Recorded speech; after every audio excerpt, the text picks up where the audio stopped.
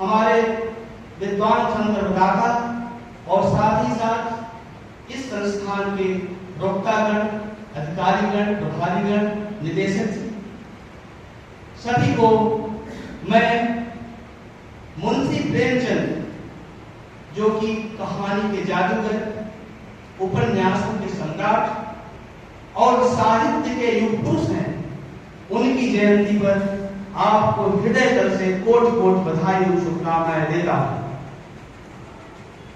मुझे इस अवसर पर रघुवंशम खंड काव्य की वो पंक्तियां याद आ रही हैं जिसमें महाकवि कालिदास ने लिखा है कि क्वै सूर्य प्रभो वंशः क्वै चारुल विषयामति तितिर सुख दुष्करम मोहारूपेनाश विसागर। मुझे इस अवसर पर गोस्वामी जी की भी एक पंक्ति याद आ रही है, दो पंक्तियां याद आ रही हैं कि मध्य अरुणीच ऊंच रुचि आछी चही अमीर जग जुले निछाछी। ऐसे महान पुरुष साहित्य सम्राट के विषय में कुछ बोलना और वो भी कुछ पलों में ठीक उसी प्रकार से है जैसे कि कोई छोटी सी पनसुइया नौका लेकर के अथाह सागर को पार करने की इच्छा करता है।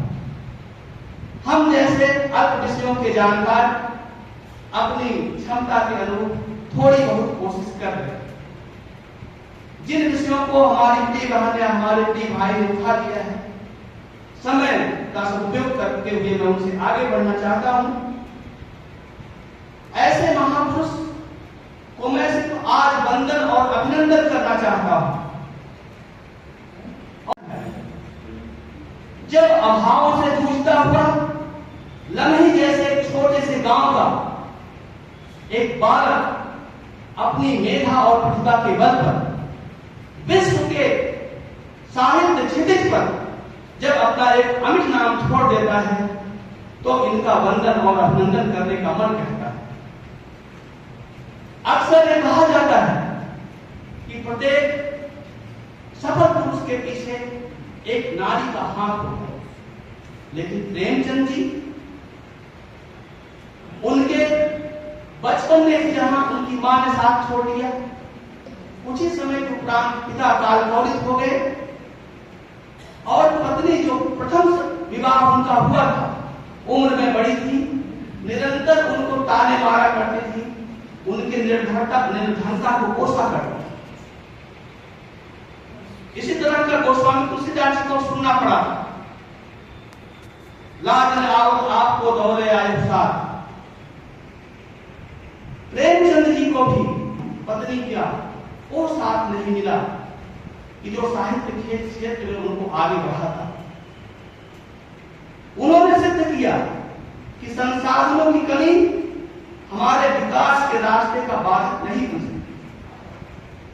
उनके दिल में भार पहुंचता, इसलिए कहना चाहता हूं, जिनके अंतरराष्ट्र प्रेम, जिनकी वाणी में देश गान, जिनकी आंखों में तैर रहे सपने स्वदेश के महान, वे सभी धन्य हैं देशभक्त। उनके पद रचकण है चंदन, देवेंद्र शीश पर धारण कर करता है बार बार वंदन।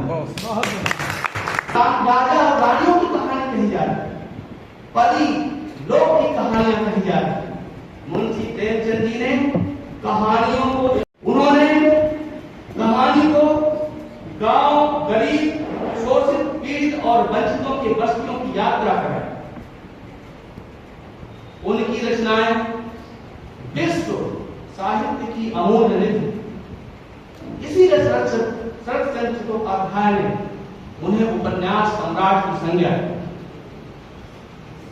आप देखते होंगे कि मुंशी प्रेमचंद जी ने आर्थिक रूप से निर्बल भारत की बस्तियों और अशिक्षा के क्षेत्रों में जाकर के वहां मानवीय मूल्यों की खोज, वहां नैतिकता की खोज। मुंशी प्रेमचंद जी अपनी ईदगाह कहानी में उस चिथड़े लपेटे हुए बच्चे, फटे चिथड़े पहने हुए, झोपड़ी से निकले हुए बच्चे हामिद के पास जाते हैं, वो उनके कहानी का नायक, लेकिन उसका मानवीय मूल्य देखिए, 3 पैसे लेकर के मेले में जाता है, अपनी सारी व्यक्तिगत इच्छाओं की तिलांजलि दे देता है। उसे मिठाइयां नहीं दिखाई देती, उसे खिलौने नहीं दिखाई देते, उसे दिखाई देता है तो अपनी दादी माँ जब वो तवे पर रोटी सेकती है तो उनका जला हुआ हाथ और एक चिमटा खरीद कर घर वापस आ जाता है। मुंशी प्रेमचंद जी पहुंचते हैं मंत्र कहानी।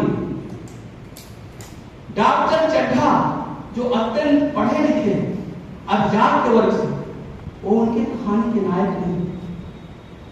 जब भगत जी अपने मैडासन बेटे को लेकर के जाते हैं डॉक्टर साहब के, तो उनका खेलने का समय हो गया।